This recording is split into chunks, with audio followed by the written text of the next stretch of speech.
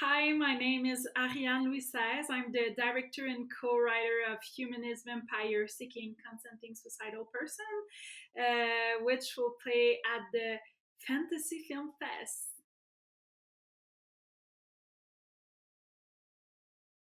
Where did the inspiration for the story you're telling come from? Yeah, it's hard to pinpoint exactly. Like, I just had this flash of this like concept in my mind of this young humanist vampire, and I was like, what happened when your true nature and your identity don't fit together and you can't like reject one of the two. She can do nothing about it. She's a vampire and she's who she is, which is a humanist and someone very like curious about people. And so, but she still have to find a way to connect those two part of herself. And for me it was an occasion to talk about our the biggest contradiction we can have inside us, and that we try so hard to reject sometimes, but at the end of the day, we can improve ourselves, but we can change our identity. And so, to learn how to compose with um, our contradiction is something interesting, I think. And I always liked uh, like weird characters, weird but reliable characters. And I wanted to do something sweet and heartwarming, but also weird, and talk to our little weirdo that we all have inside of us and who feels so alone. And it's nice to see that we all struggle with um, feeling alone sometimes, but yeah, to talk about those subjects make me feel less alone. I think. When you were talking about Sasha, the main character, I also felt a little bit that she might be like a symbol for two generations that don't that they experience the same things, but they cope differently with it. Mhm. Was this a part of your developing the character also? Yes, it was in a sense that every generation fight have a different fight and different things to, yeah, to fight for. And I think like in around myself with older generations, sometimes all the question around uh, genres and like sexual fluidity, and also about the vegan people, and every like everything that is considered woke can be like very hard to understand for some people. And um, just the word woke, like for me, doesn't mean something bad. It means just to be aware of things and like to be open and considerate others. But it in the media, it's and especially for older generation, it's like um like a bad word, a bad like. So um so yeah, I think Sasha is a woke vampire, but in the most like um I said that with a lot of love for her, and how she decided to live her life um, regarding her values. And yeah. Could you say a little bit more what were the most important elements of her character? What you wanted to state out the most? Maybe also Um, in comparison to Paul then. Also, how did they merge in as a couple? Let's say. um, I mean, they both are two little weirdo that doesn't fit in their own world, so that's where they connect towards each other. And but yeah, they like for Sasha, she's an artistic and very curious and very sensitive, not person, but vampire, which is like not not the typical vampire per se. And her cousin Denise, she's like on the other.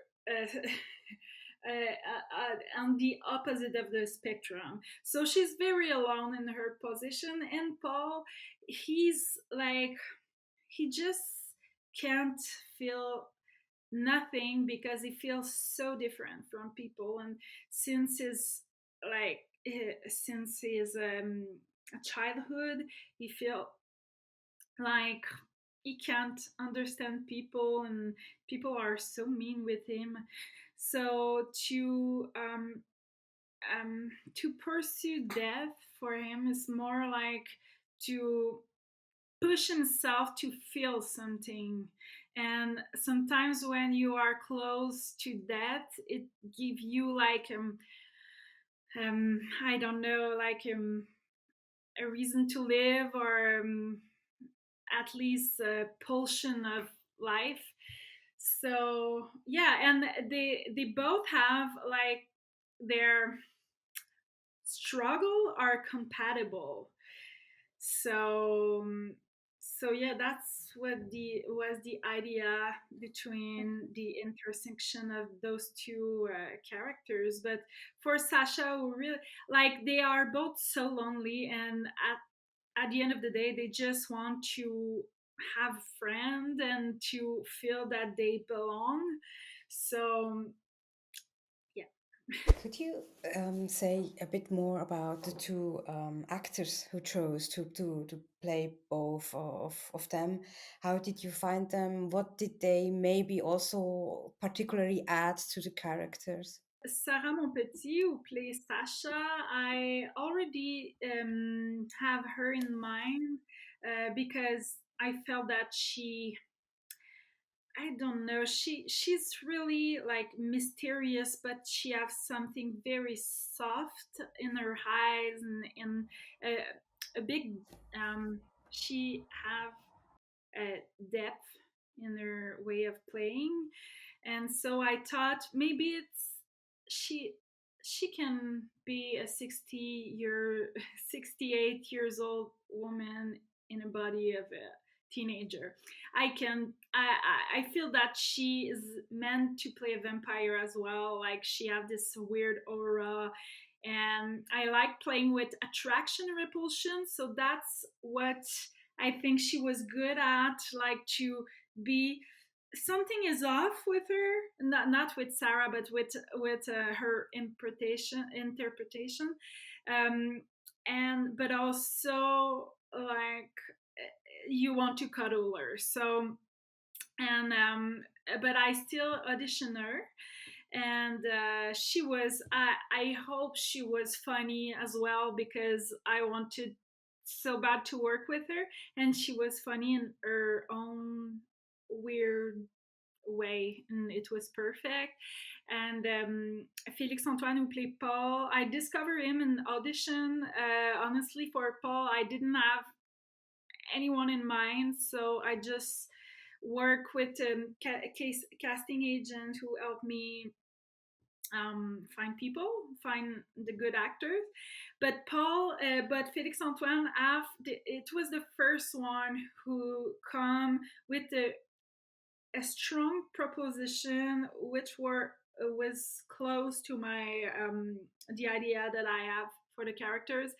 And before that, I was starting to think that it my script wasn't good because it's a peculiar tone, so it's hard to edit. So sometimes it feels so disconnected, and it's not because the actor wasn't good. It's just like you have to find the good match.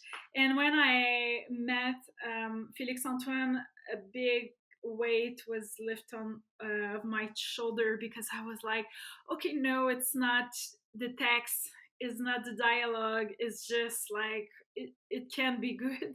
So yeah. About the visual concept or the look of the film. Can you say a little bit more how you developed it? Were there particular films that inspired you to? Mhm. Yeah, I was inspired by lots of vampire film. My, I think one of my favorite vampire film that I watched a long time ago is The Hunger, with David Bowie, Suzanne Sarandon, and Catherine Deneuve. And I rewatched it with my cinematographer, Sean. And we've watched lots of classical vampire film as well, but I'm more attracted to the like to the more contemporary. There's this film called Only Lovers Left Alive from Jim Jarmusch, which inspired me a lot with the production designs. I really like textures. I like playing with eras, so it was like just a nice reference to work with my my creative team. And also, A Girl Walk Home Alone at Night is a big inspiration of mine. Since my first short film, I'm obsessed with that film. And even if my first short film wasn't a vampire film, I made the main actress watch the film because I wanted to direct her like a vampire. So this one is also an inspiration for me.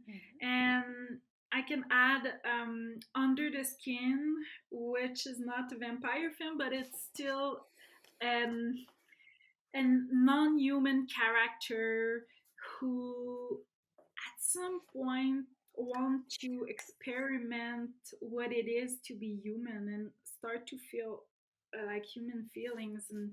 And yeah, for I made Sarah watch this film to to like trying to explain to her what kind of aura I wanted for the characters. And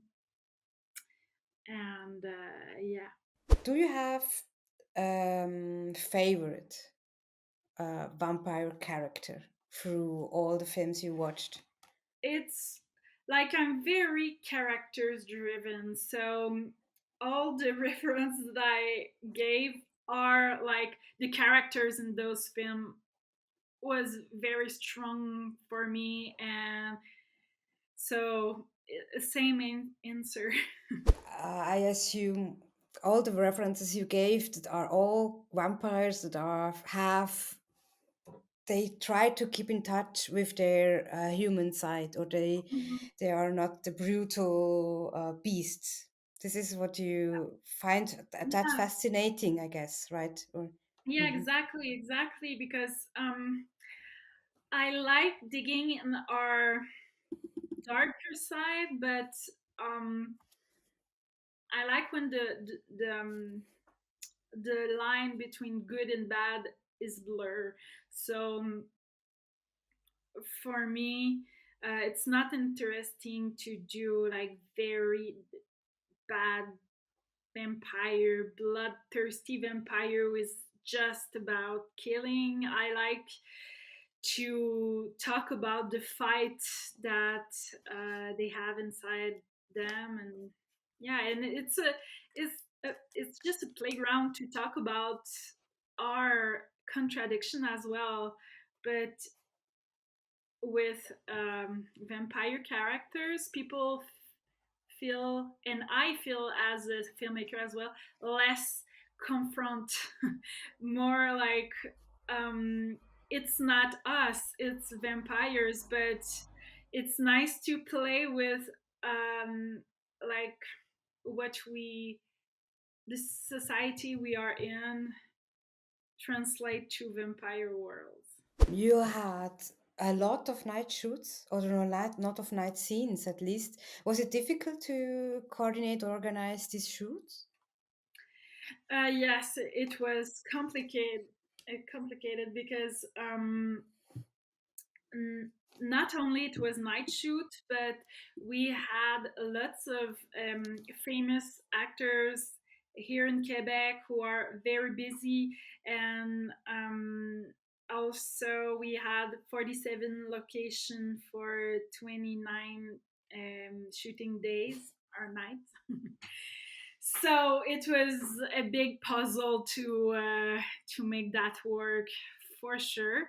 And for me it was very hard. The first week I was so tired. I was a morning person. Now, like, the shooting broke me.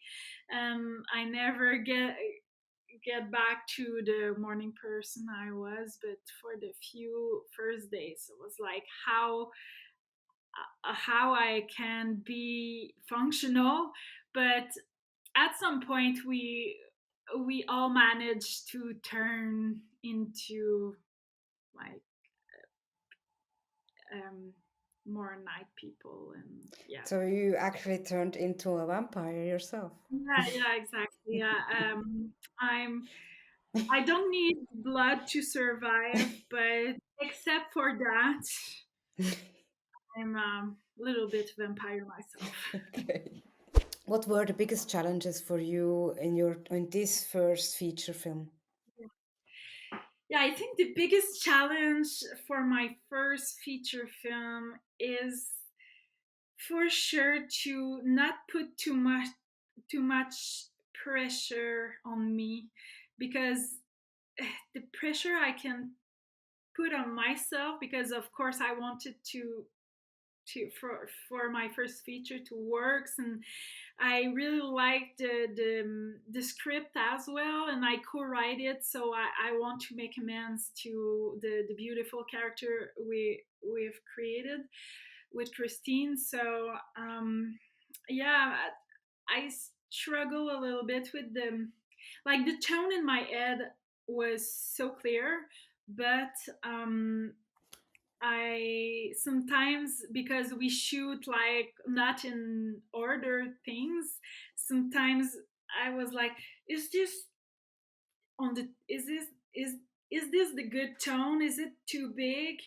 But I continue to have faith in me and trust my guts, because it's the only thing I can do in the moment. And I try to tell me like it can't be, like, I think it's gonna be good, and if it's doesn't, all the piece of the puzzle doesn't fit perfectly together, like, I mean, I can't do nothing about it. I just can't, like, follow my gut and try to do my best and try another time if it's not good.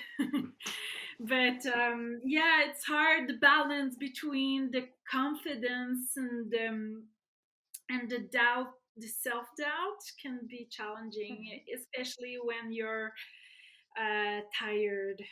Were there ideas you had to adjust to your budget, for example, that were too big for the budget, or that were too complicated on the script?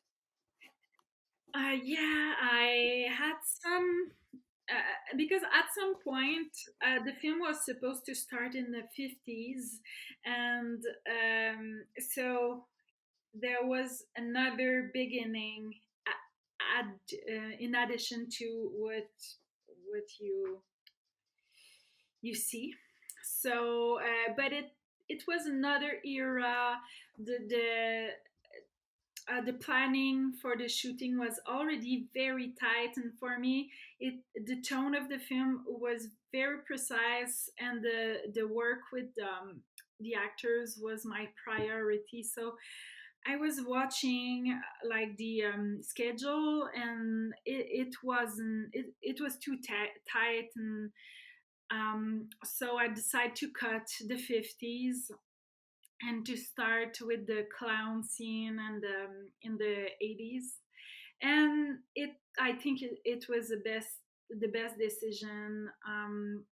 And also, uh, I had a scene where Sasha meet with Paul on a train track, and with the train rushing towards Paul, and Sasha was supposed to save him, but this was too expensive, and I it's nice to be able to just like take a step back and like ask yourself what is important in that scene, and if it's not um, the big setup, it's better to remove it and put the money where it should go and concentrate on the good things.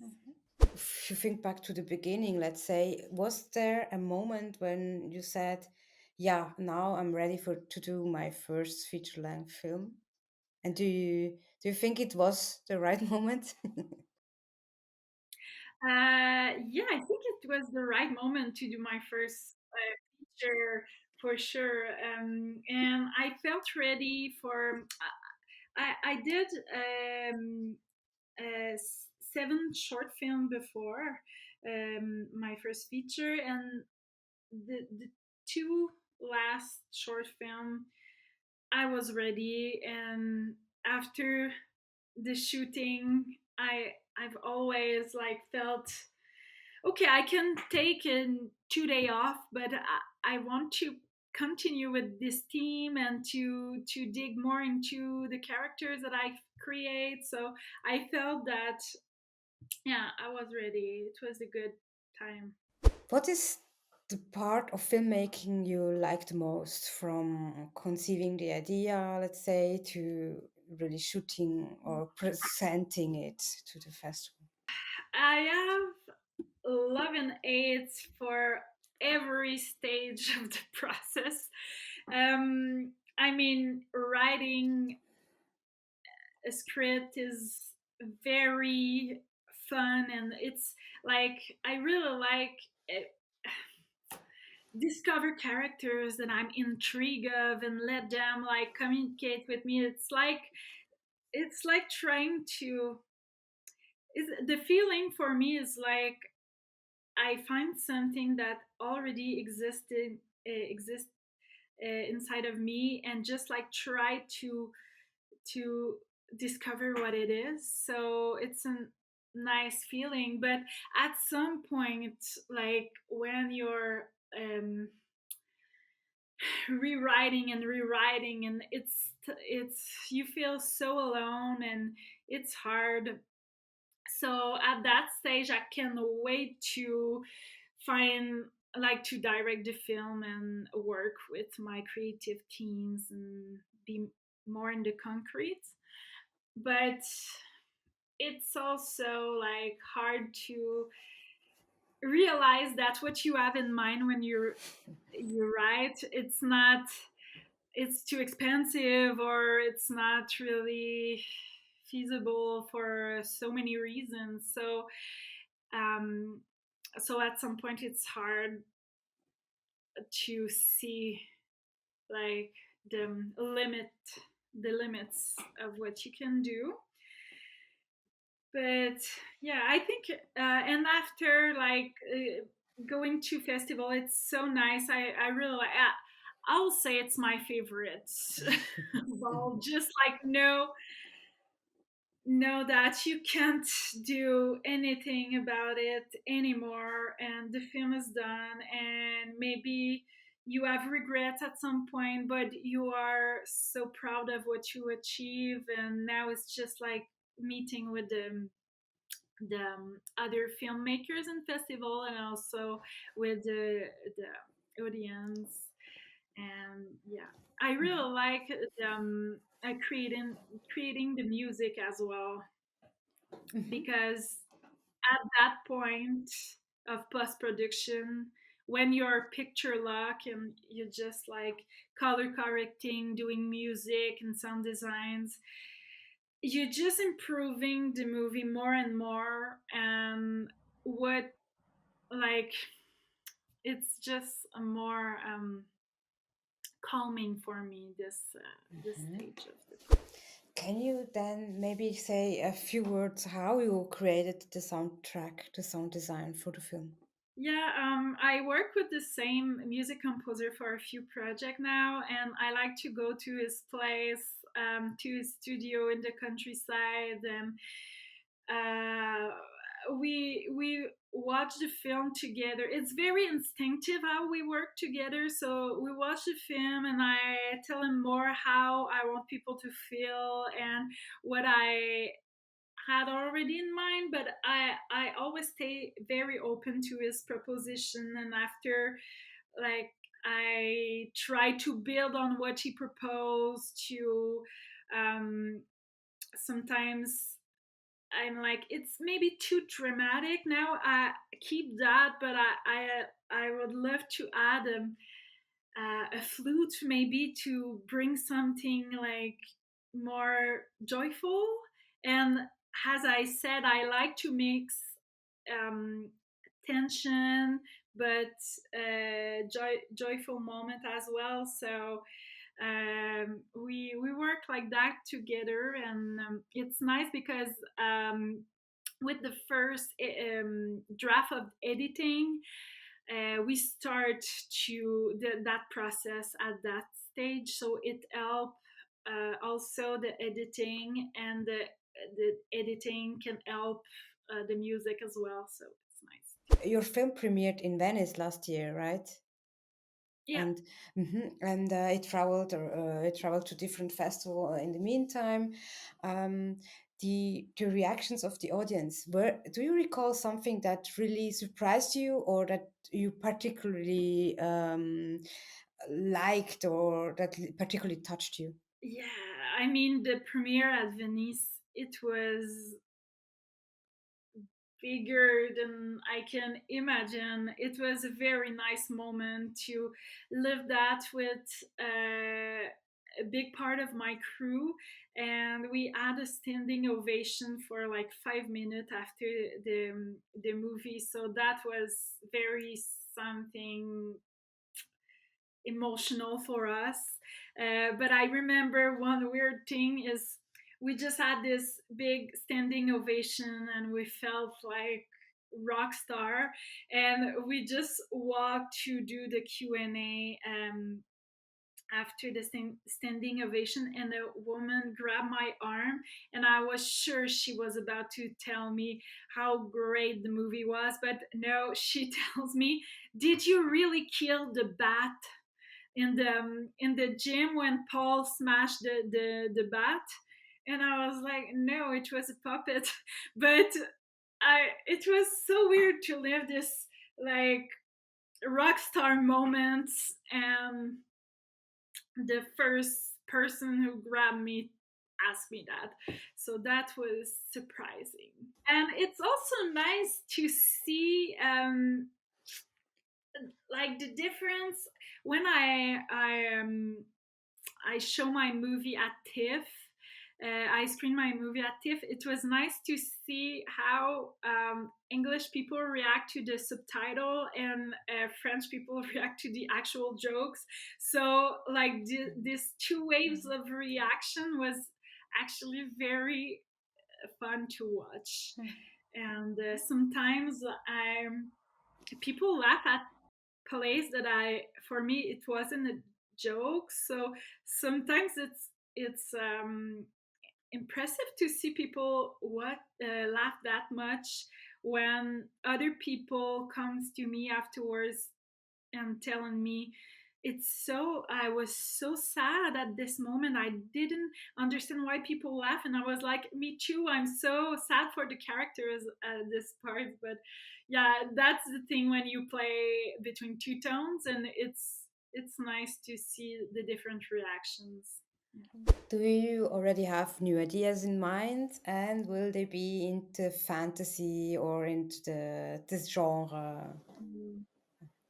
Yeah. Oh, I have a lot of things in mind. Uh, I worked on a couple of ideas right now, but it's too early to tell a lot about it. But one thing that I could say is that I